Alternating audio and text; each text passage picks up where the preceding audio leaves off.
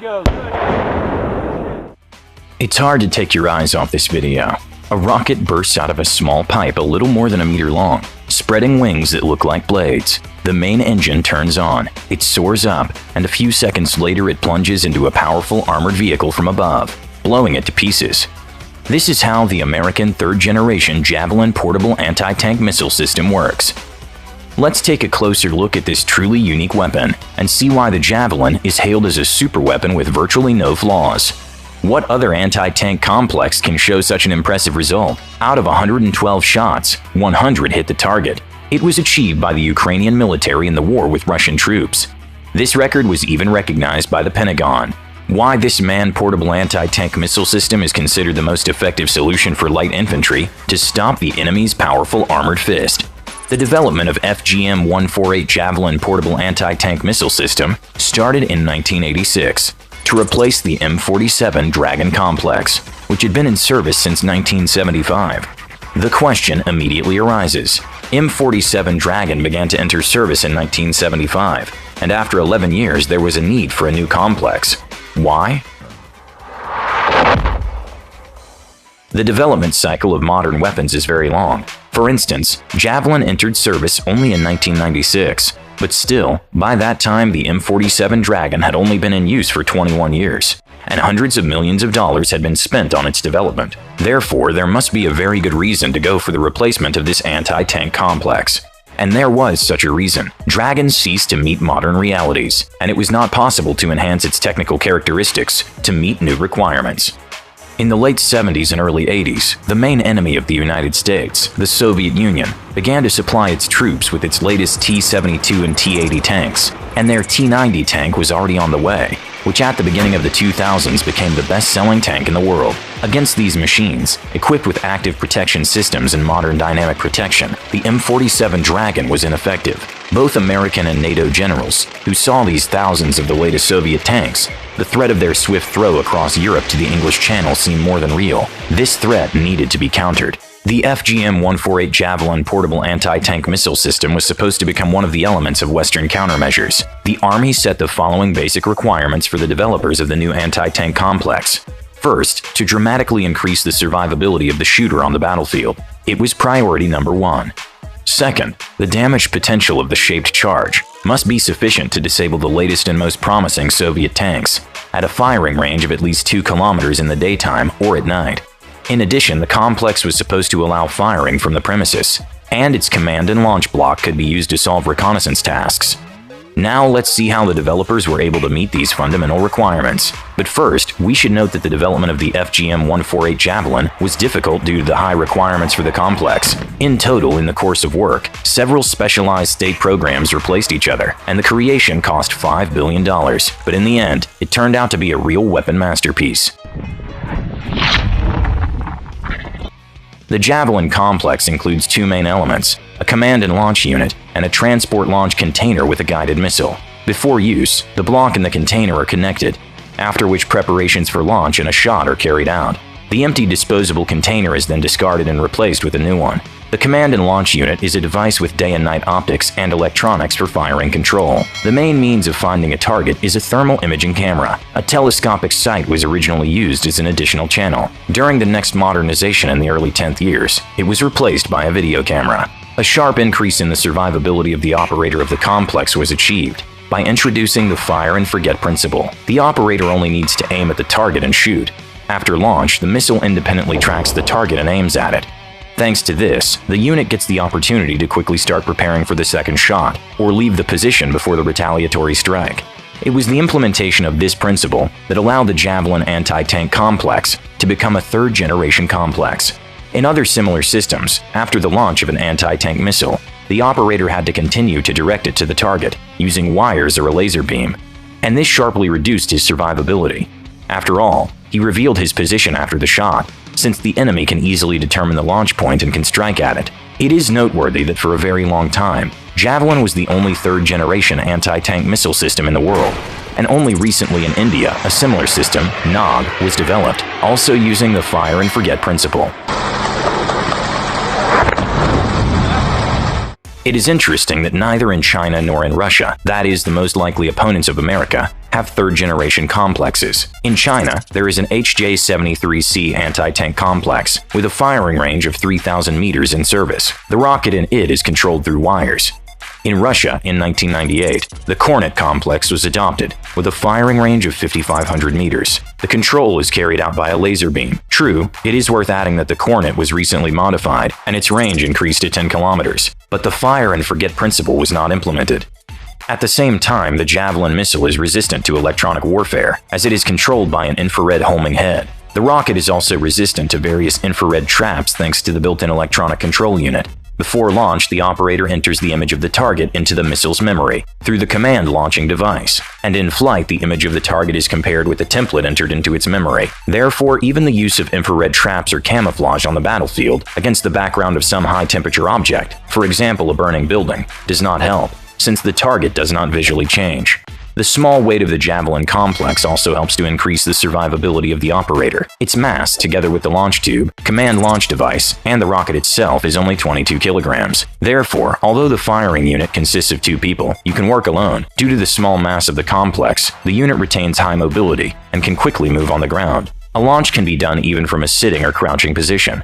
For comparison, the Russian Kornet complex uses a special tripod for launching, and its weight is 26 kilograms. The difference seems insignificant, only 4 kilograms. But this is the case when quantity turns into quality. 2 people are required to service the Kornet, and you can't quickly run around the battlefield with a tripod. To improve efficiency, the designers implemented several measures. First, the missile has a tandem warhead. That is, it has 2 sequentially placed charges, the leading and the main one. Upon hitting the target, the leading charge is the first to detonate, ensuring the penetration of dynamic protection. The main charge burns through the armor and hits the crew. The Javelin is capable of penetrating modern armor up to 800 millimeters thick. Secondly, the feature of the complex is the possibility of hitting a target from above, where any armored vehicle has the least protection. After launch, the rocket at a speed of 190 meters per second gains a height of 150 meters and stays there while going to the target. Almost above the target, the missile goes into a steep dive and hits it. The Javelin also has a second fire mode. The missile rises to a height of 60 meters, and from there attacks the target in a downward straight line. As tests have shown, the probability of hitting the target is 96%. To ensure a safe launch indoors or in other cramped conditions, the Javelin uses an expelling charge that pushes the missile out of the tube, and its jet engine is activated when it flies away from the operator to a safe distance. The command launch unit can also be used independently as a means of reconnaissance and surveillance. It includes a 4x day sight and a passive infrared night sight with 4 to 9x magnification. Since the command launch unit is completely passive, it is not detected by electronic warfare.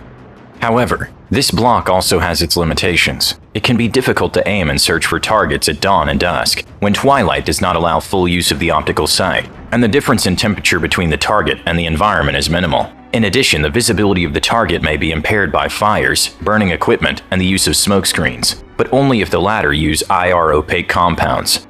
Another disadvantage of the Javelin anti-tank complex is the need for liquid nitrogen vapor cooling before launching the infrared homing head. Therefore, after finding the target, the preparation time for launch is about 30 seconds. But in general, this is indeed the most advanced portable weapon against modern tanks and other armored or well-fortified targets. But this is all theory. And how did this tank killer prove itself in practice? By the time the Javelin appeared in the American Army, the United States had already won the Cold War from the USSR, and the West was not threatened by Russian tank attacks to the English Channel. But this new American invention was still able to work against Soviet technology in 2003 during the wars in Iraq. At that time, the United States could not send its troops to northern Iraq by land, and they dropped assault teams from the airborne and special forces. Therefore, they did not have heavy weapons, and this is where Javelin came to the rescue. In the battle on the Debeka Pass, several dozen soldiers of special forces destroyed an Iraqi mechanized company of more than 100 soldiers. The Americans at that moment had only 4 Javelin anti-tank systems. The operators fired 19 rockets, and 17 of them hit the targets, destroying 2 T-55 tanks, 8 MTLB armored personnel carriers, and several trucks. According to available information, all Javelin shots were fired at a range of 2,200 meters or more. That is, it was almost the maximum firing range. One hit was recorded at a distance of 4,200 meters. During the Iraq War, the Javelin managed to destroy several more tanks, including the Type 69 and T-72 tanks, called the Lion of Babylon. When the active phase of the conflict came to an end, Javelin complexes began to be used to destroy smaller targets with accurate fire. The high accuracy of the Javelin proved to be ideal for detecting and engaging targets at long ranges. With these missiles, American troops destroyed the heavy weapons units of militants, as well as their machine guns, rockets, recoilless rifles, and pickup trucks. Other types of weapons available to the infantry did not have such a combination of characteristics, as long range and high accuracy. But the sad irony of using the Javelin against enemy pickup trucks and machine guns is that one missile costs about $80,000, which is much more than the cost of the weapons systems they destroyed. There has also been criticism that the Javelin has shown its effectiveness only against obsolete tanks that do not have, for example, the Russian Relict-type dynamic defense system and infrared protection. But all these questions to Javelin were dropped after the start of the Russian-Ukrainian war. The Ukrainian army managed to receive hundreds of Javelin systems, and this immediately affected its effectiveness in confrontation with the second army in the world. According to official data, more than 400 modern Russian tanks have already been destroyed in 3 weeks of fighting, and most of them are on account of the Javelin. The Pentagon said that the Ukrainian army has set a record. Of the 112 Javelin rounds, 100 hit the target. Apparently, this complex handles modern Russian weaponry quite well. Also, questions about the high cost have disappeared. You might agree that $80,000 is many times less than $2 million. This is exactly the minimum cost of a modern Russian tank.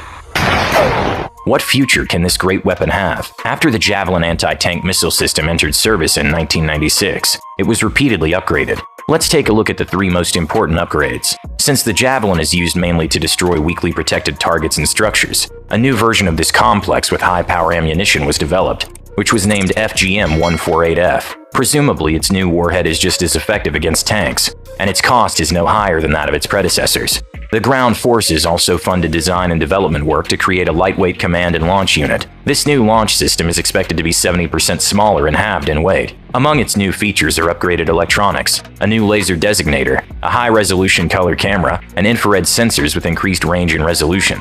Finally, the new Javelin, which has recently been tested, has a range increase to 4.5 kilometers. This is very important, since the main argument in favor of keeping the proven old TOW in service is that this complex, mounted on a vehicle chassis, has a firing range of almost 5 kilometers. It looks like the long-range Javelin will outdo it. Currently, the development of mobile anti-tank Javelin systems is underway. In the 1990s, the ground forces conducted experiments by installing these complexes on the Bradley BMP, but then abandoned this project. However, the command recently announced that it intends to upgrade half of its Stryker armored fighting vehicles with Javelins. Previously, only specialized M1134 Stryker vehicles were equipped with TOW launchers, designed to deal with tanks.